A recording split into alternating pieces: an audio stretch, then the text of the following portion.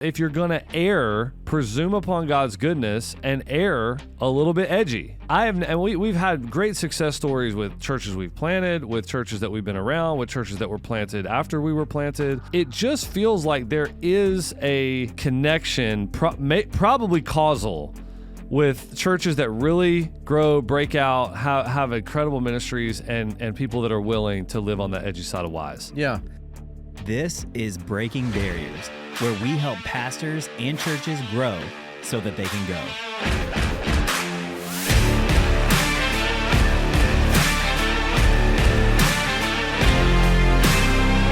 All right, hey, welcome to the Breaking Barriers podcast. My name is Pastor Andrew, here today with Pastor Bobby, and today we're going to talk about the idea of how risk-taking can be something that honors God. It can also be something born of selfish ambition, and it can be something that really dips into foolishness pretty fast. Guys are seen as bold and courageous when they take risks and it works out. Mm-hmm. Sometimes we take risks and it doesn't work out, and maybe we're seen as kind of being foolish.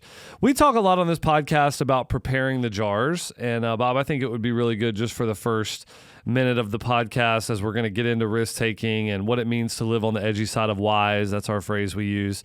But talk to us just a minute about the idea, for somebody who's new, the concept of preparing the jars and how we really try to put that at the forefront of a lot of the things that we do. Yeah, the idea of preparing the jars is you're not just preparing for what God has done, but you are preparing for what you're hoping that God is going to do in the future. And it comes from the story of 2 Kings 4. You can go read that story. The idea is, sometimes God wants us to step out in faith for what we believe that he's going to do.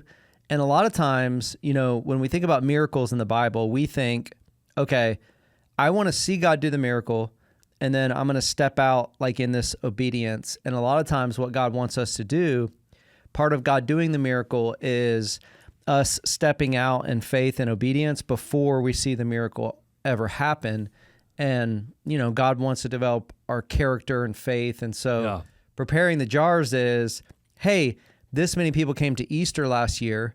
I'm not just preparing for the amount of people that came last year and what God did. Right. I'm preparing for what I'm praying for and hoping that God is going to do this year. And it's going to cause me to step out in faith. And that may cost money and investments and other things. Yeah, so it's faith put in action actually plays a part in moving the hand of God. Right. In a sense, like he works on he works on those things, like through those things. And so many times we want to say, hey, when I see God move, then I'll believe and then I'll act. And what you've said many times, I think is so good on our podcast and other places is, no, it seems like God wants our belief to be first. Mm-hmm. So we believe, then we act, then we see God move. Well, part of that for us is risk-taking and having a tolerance for risk. And we use the phrase, I'm going to put you on the spot here, Bobby. We use the phrase at Mercy Hill many times that we're going to live on the edgy side of wise. Uh-huh. And I'll put you on the spot to say, do you remember in our story, I know you're not a context number one like me, okay, but do you remember when that phrase started bubbling up in our ecosystem? Yeah, so in the first 2 years, there was lots of situations where we were kind of working this out and we were having to live this out of, hey, the church is growing, God's doing what we prayed for. It's uncomfortable and it's beyond our expectation. And now in terms of taking the next steps, mm-hmm.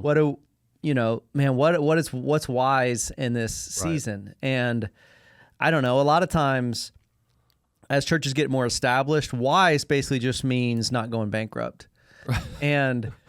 But early on in a church, you don't have a ton of money and even that question of just like, hey, if the guiding question is like, let's not go bankrupt, that is kind of what can slow churches down at times too. So at the beginning it was, hey, we got into this new space. We've been waiting, a couple years to have a space of our own, and we did get that space, and then the church grew like crazy, and we immediately started thinking, mm-hmm. how do we get a bigger space? Yeah, that's right. I remember going off. I was preaching at camp in North Carolina, Camp Willow Run, that summer. I think it was our second summer maybe that we had been here, and we had just moved facilities. The church was going like crazy, 4 services. And at that youth camp, I brought the book Fresh Wind, Fresh Fire and Symbala. And had the opportunity there just to really catch a vision for like, man, what is the kind of, I don't know, man, just the faith you see in the scriptures. Like what is that type of faith that causes Caleb to charge a mountain at 80 years old, or Joshua asked the sun to stand still, or whatever it is. And so for us, that moment was thinking about a new facility, months after we had gotten into our first facility, and we didn't have the money for it. We really believed God could do it. And I remember using that phrase, and we used it a lot since then with our congregation. We want to live on the edgy side of wise because we believe that to step outside of the bounds of wisdom would be foolish, and I don't think that honors God. But to play it safe doesn't seem like it would really honor God either, especially with the concept of stewardship. I know you've talked about this. I'd love to hear you talk about it again for those that are new. But a lot of times stewardship is, we talk about it like it means saving and shielding. And even like committees in churches, like the stewardship committee, many times they're like the ones that are like supposed to be the good guy, good cop, bad cop. They're like the bad cop, like, hey man, we gotta be wise, But really, stewardship seems like, from Jesus' parables, that it might be more about sending rather than saving. Yeah, when you think of stewardship in terms of, hey, whatever we have, God gave it to us to use. And then you think about stewardship the way, some churches think about it is like, okay, and there's nothing wrong with setting aside money. We're not saying that at all. But like, you start thinking of like your financial stewardship. Okay, God gave us, 100% of all of this, but man, we can only spend 70% of it. And the other 30%, what we're going to do is, a little bit like, man, we're just going to put it. We're going to bury it. Yeah, we're going to bury it for a rainy day Right. in the future. And you start just like, okay, is that a biblical concept of Right, stewardship? right. Certainly Proverbs, like, man, you can't just devour everything you have. Right. But the idea of like, hey, every year we got to set aside 30% and bury this for the Yeah. future. It's kind of like, man, well, what did God give you that for? Right. If He gave it to you, man. I know, and that is the concept of edgy side of wise. We both understand, like, man, in the house of the wise, there's oil and wine and all. We get that, man, and leaving an inheritance for your children and children's children, all that, man. We're down. We're into that. We're into financial, wisdom and success and abundance and all that kind of stuff. But also, everything that God has given us is to be leveraged for His kingdom, and so we really want to try to do that well, not just with money, but with everything else. Now, we've outlined 4 areas today for this podcast where we are calling churches to think about living on the edgy side of wise. Be risk takers that is not outside of the bounds of wisdom. But if you're going to err, presume upon God's goodness and err a little bit edgy. I don't know about you, Bob, but I have not seen... and we've had great success stories with churches we've planted, with churches that we've been around, with churches that were planted after we were planted. It just feels like there is a connection, probably causal, with churches that really grow, break out, have incredible ministries, and people that are willing to live on the edgy side of wise. Yeah. Yeah, let me kind of set it up this way, because this is one of the ways that I've always thought about it is... Here's the challenge. When a church begins to grow, or really like any organization, when they begin to grow, especially if you're kind of a startup, like, man, you started from nothing. A church at the beginning, like, you don't have any money. And so if you're church planting, you go out and you raise money and other churches give you money. That money is really just to help you get started. It's never going to be enough to really fuel like a bunch of growth in the first couple of years. Like, if the church does begin to grow, you then have to figure out, hey, how do we financially like fuel this growth, right? Because we got to invest in staff and buildings and mission and all these other things. Well, when you think about like the business and startup world, I mean, here's how that stuff works. You will have companies, especially like technology companies and stuff, and there's been 1,000 stories of this over the last 3 years. They will not be profitable for years because they're taking investor funds and they're putting that into the growth.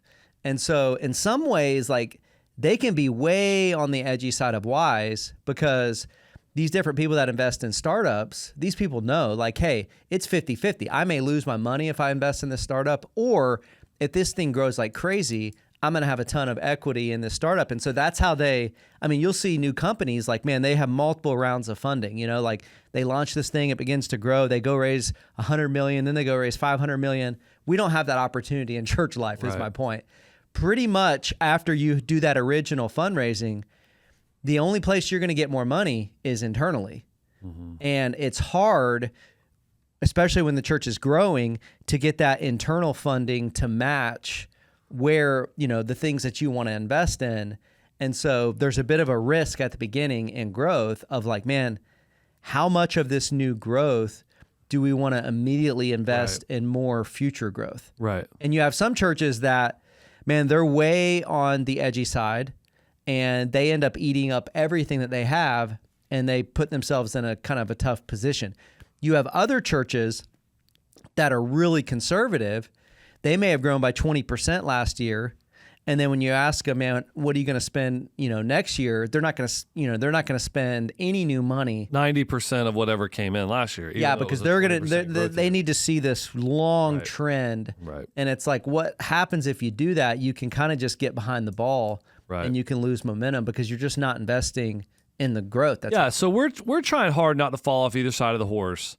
But I think you and I would probably agree, even the phrase that we're using, edgy side of wise, we probably lean more on the risk-taking side, but we're certainly not trying to fall off the horse, right? So we think that you want to invest in the future, you want to invest in what God is doing with what he's given you.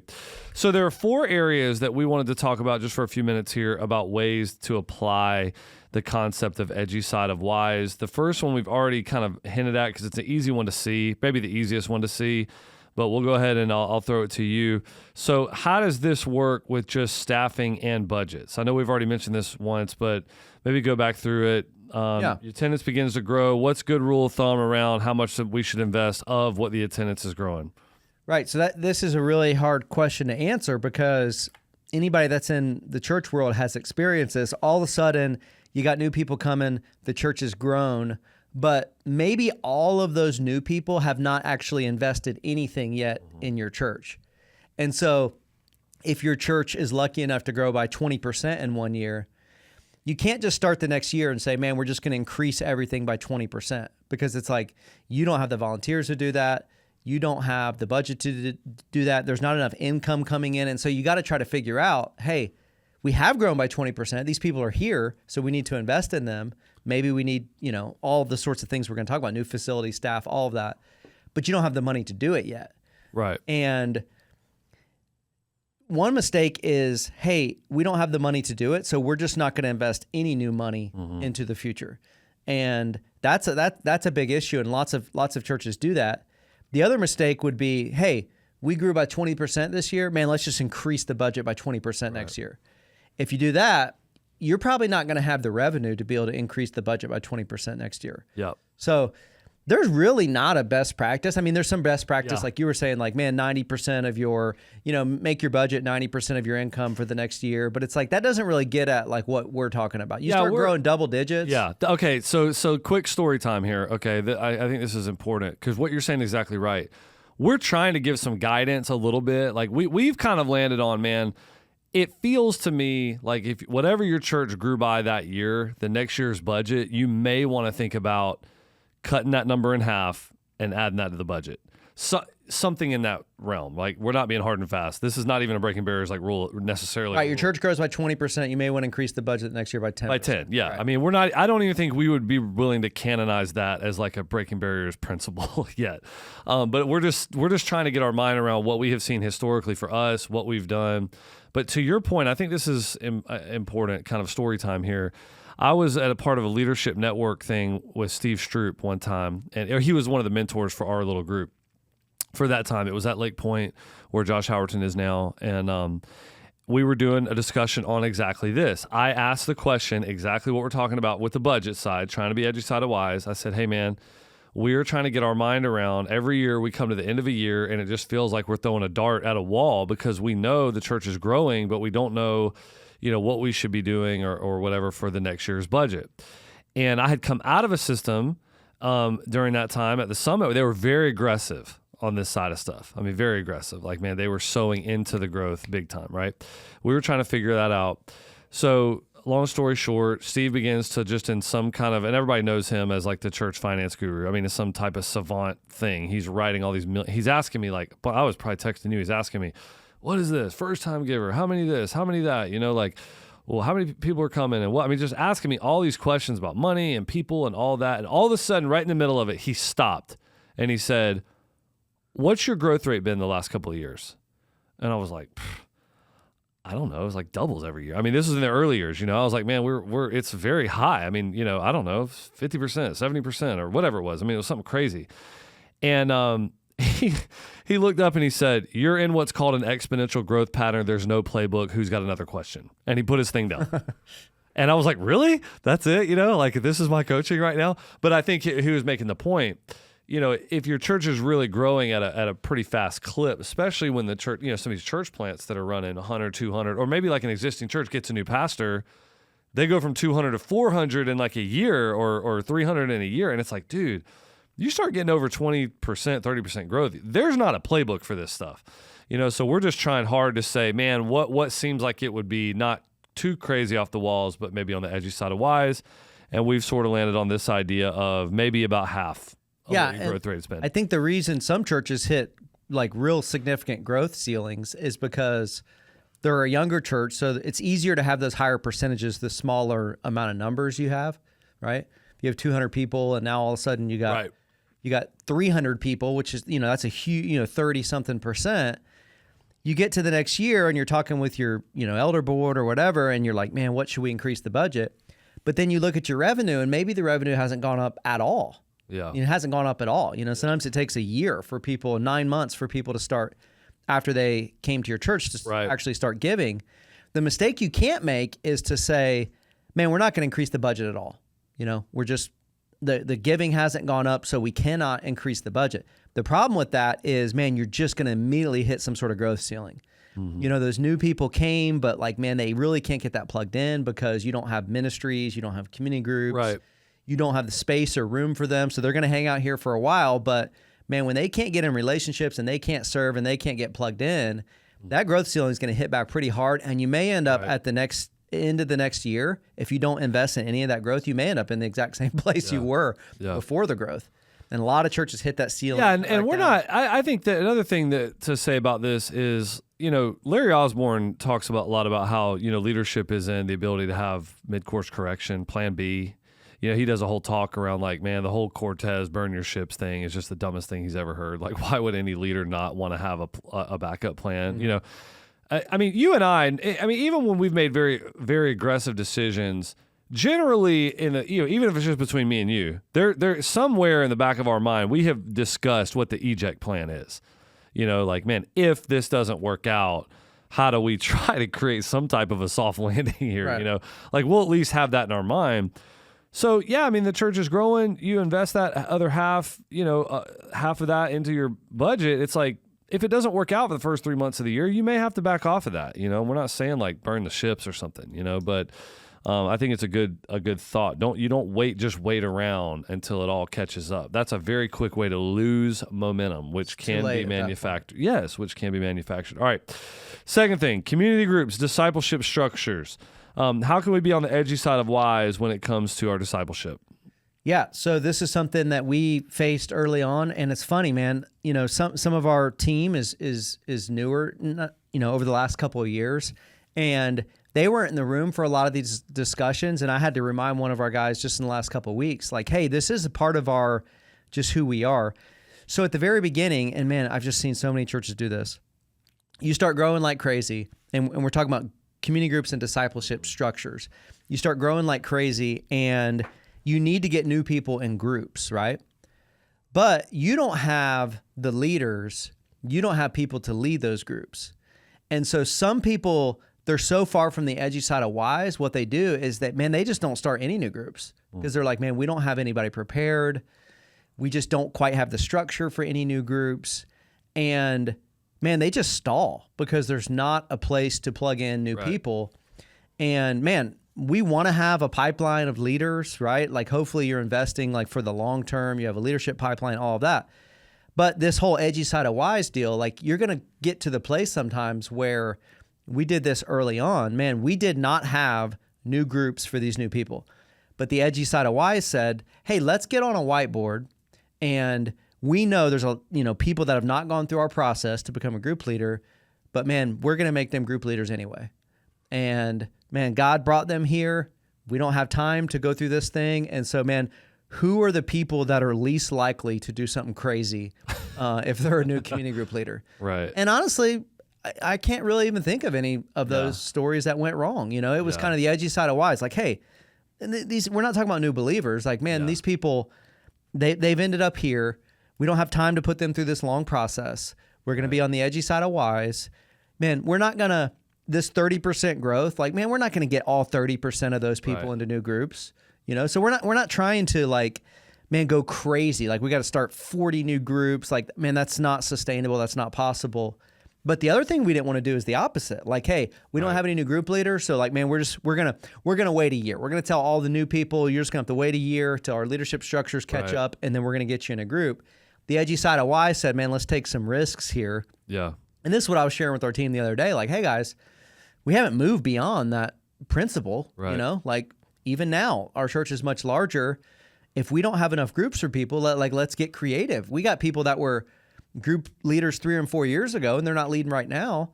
How easy would it be to just go back to those people and be like, all right, it's time to step back up. We don't have time to put them back through the process, but like that'd be the edgy side of wise. Like, hey, that's not like the worst idea to do something like that. Yeah. A lot of early church planners, I think they can just play it so conservative with this, Man, I got to put them through our 17-week Bible class to make sure they're the right people.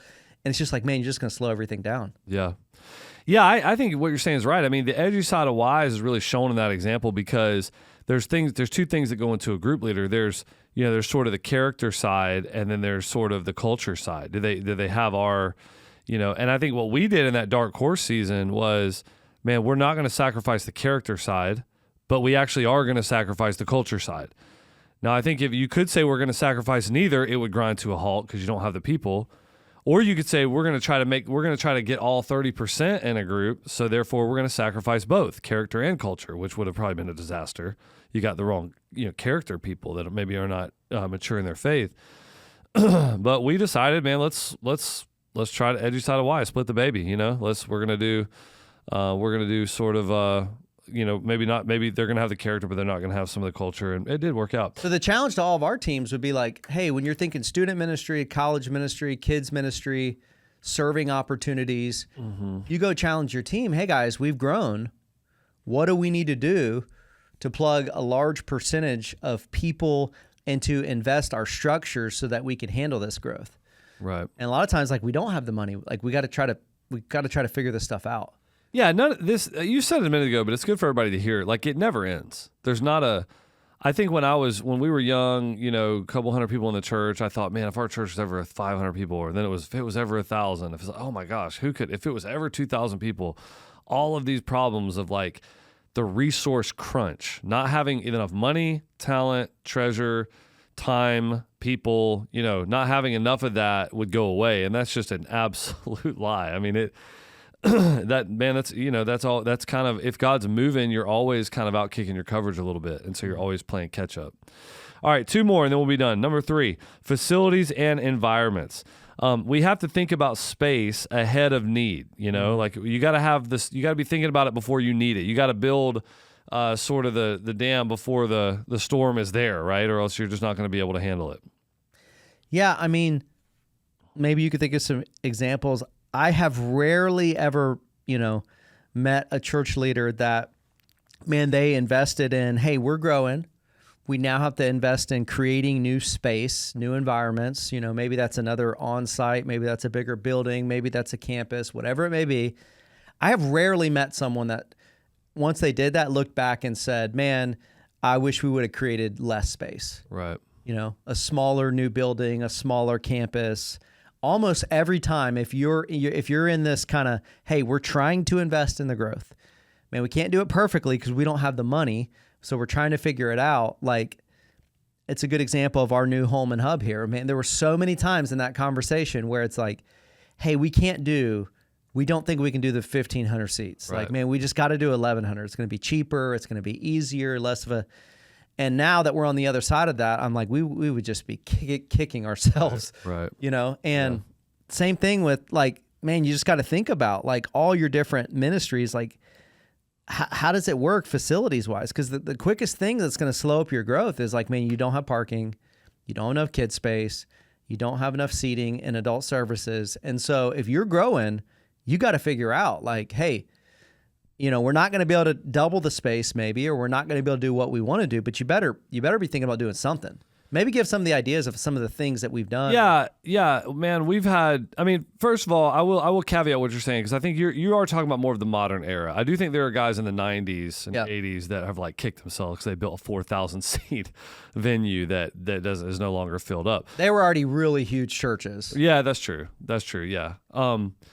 And you know, when they had their crest and decline, there's almost no. You know, we talk about one way and two way decisions. You know, you build $100 million 5,000 seat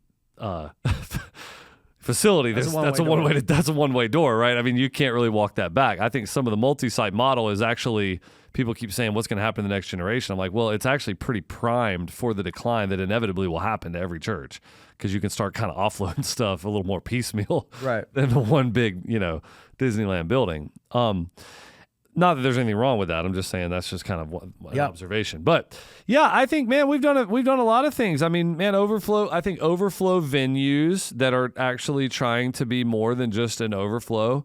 So trying to be very value add with that. You're going to ask somebody to come sit in a different place, sell it missionally, make it awesome. You know, you're going to pipe in live. You're going to make sure there's better snacks and coffee and just try to show value there. I think multi-site is by far right now the thing that is the most in vogue. You know, guys say things all the time like, hey, if our church ever kind of caps out, we'll just start planting churches after that. And it's like, man, you're trying to solve a growth problem with a multiplication answer. That's not going to work. You know, if you got a church of 800 people that grows by 20%, that's 160 people. You know, the most we've ever sent out on a church plant is like 30 adults. You know, it's just that it just doesn't square. It doesn't compute. It doesn't square. Multi-site, on the other hand, is something that you can move big numbers at one time. You can move 400 or 500 people at once. You know, we've also done. We've done venues that are close. I mean, we're about to do that again. I think. You know, maybe not like tomorrow, but I would say in the next 18 months. You know, we're probably going to launch another venue, maybe the Ridge North or something like that. I would imagine we launch that in the next 18 months. And it's not even, I mean, literally it's 1 mile, maybe not even from the Ridge. I mean, it's kind of the Chick-fil-A model a little bit. It's like, hey man, if you got our Texas Roadhouse, I'll just put it in my wheelhouse. I mean, you could put two of them right next to each other and they're both going to fill up on a Friday night. I mean, it's almost like the proximity doesn't even matter all that much when you're talking about this discussion of just kind of opening up seats if you're in a rapidly and fast growing environment. Yeah. So if the kids ministry is growing, if students growing, college growing, if the church at large is growing, then man, we got to be saying, what do we got to do to get... And multiple services, you know? Yeah, what do we got to do to get more space? And, you know, this may be a challenge for anybody who's listening, but like, I think for the most part, this is tough, but for the most part, we try to have the vibe of like, hey, we're kind of the only ones that are going to say this can't happen. Like if you're on staff and you're kind of below us, like you need to be bringing us ideas of like how this can happen. Right. You know, like we're going to challenge our staff, man, you figure out how this, man, we will be the ones to ultimately say, yeah, it can't happen. Like we can't afford it or we can't do it. And so like, man, if you're on staff, it's like, man, I'm doing everything to figure out how this can happen. Right. Because it's easy for someone, man, when the church is growing to just like look at it, they can't see a way forward and they just quickly come back and say, man, I don't know. Like this can't happen. We can't launch a new service. We can't do a campus. We can't do this. Yeah, it's so funny, man. I was listening to a Dave Ramsey thing the other day, and he was saying that part of the magic of making people in debt only save $1,000 is because it unlocks the creativity in their mind for having to do it a different way. Meaning, like, if you got $10,000 in the bank and you have an auto thing, you just go and they tell you it's $2,000 and you just pay it. You know, because you got the money. But if you don't have the money, then all of a sudden you start negotiating with them a little harder. You know, you start saying, well, man, what can we do right now? How can we duct tape this thing? How can I, you know, it just unlocks a different part of your brain. And that's kind of what you're saying. Like, man, we don't want to have we want to say, hey, if it was to work, how could we work it? Lastly, and we'll end with this, I think this one is maybe the most important, honestly, in my opinion. Future vision, mission investments. How do we stay on the edgy side of wise? Because when you start thinking about future ministry, big stuff you want to do, man, we're going to plant churches, campuses. We're going to start a retreat center. We're going to invest in this thing and, maybe an orphanage and wherever, and we're going to make that a huge mission thing. It can become very easy to want to have all of your dollars already spoken for and not really be investing in the goose. You're investing more in the golden eggs, right? And it's kind of stuff that can come from what you're seeing now, but instead of investing in what you're seeing, you get more hyped on investing in the stuff that is cool, that is out there in front of you. And it is cool. All those things I mentioned are awesome. New ministry, worship academy, whatever. But there is sort of an engine to this whole thing that needs continual investment and investment, ramping up, maintenance kind of thing. We talk about the golden goose versus the eggs, like we want to make sure that we're investing in that thing that is actually producing. Yeah. So just to kind of say what you're saying, if you're thinking of like, hey, we have $1, and to think about where each dollar goes, the vast majority of that $1 needs to be invested into your current ministry that's going on right now. Staff, ministry budgets, and there needs to be some percentage. It doesn't need to be crazy, but 10, 15, 20% needs to be like, hey, out of every dollar, 80% goes into, we got to invest in the here and now. We got new people. We got to invest in those people, getting them plugged in. We need staff for those people to care for those people.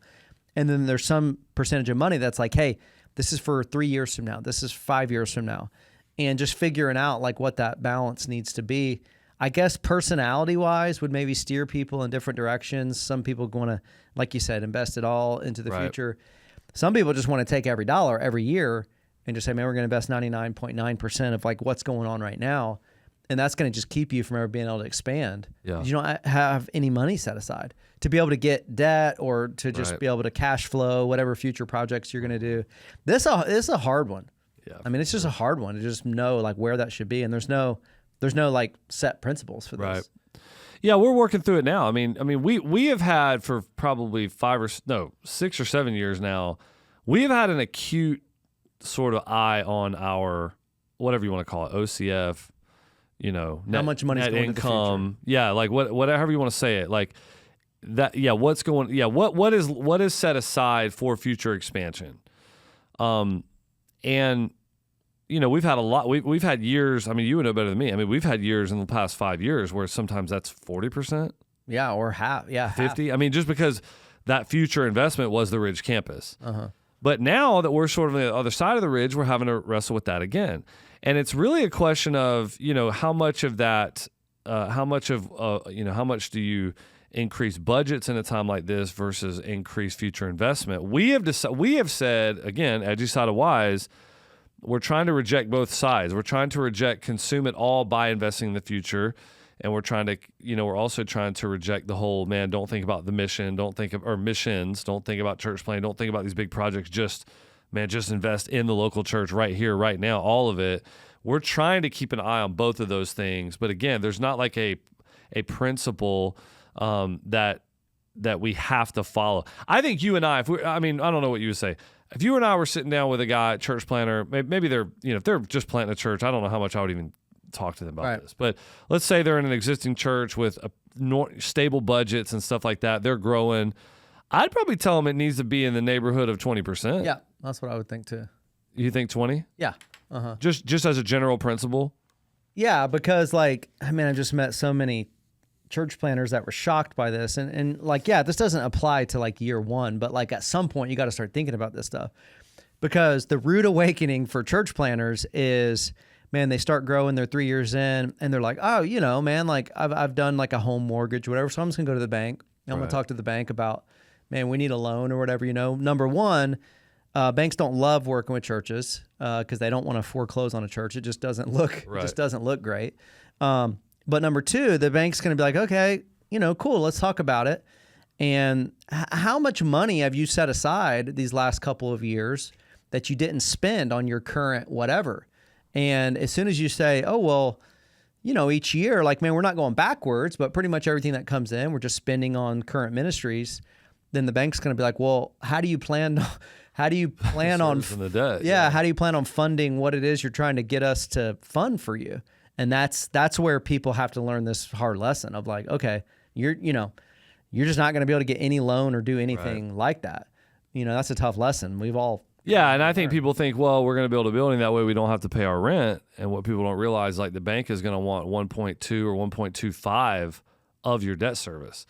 So even if the rent to, debt was a wash, which it probably isn't going to be, but if it was, you're actually going to need, 25% more than that in order for that they see coming in, in order that they feel comfortable that you can cover your loan. Yep. And so, we just got to think about making sure that we have that stuff in our mind. We think about 20% OCF or NOI or however you say it, just kind of profits that aren't getting eaten up unless they're going to something like a capital investment, like a debt service or something. But all right, man. Well, hey, we'll leave it there. This is a good discussion. I know this is not the most exciting stuff, but it's so nuts and bolts and practical, edgy side of wise. Hey guys, we have a conference coming up. We've been doing one every fall. We'd love to have you come. Check out breakinggrowthbarriers.com. We're going to talk about stuff like this and a lot more at the conference.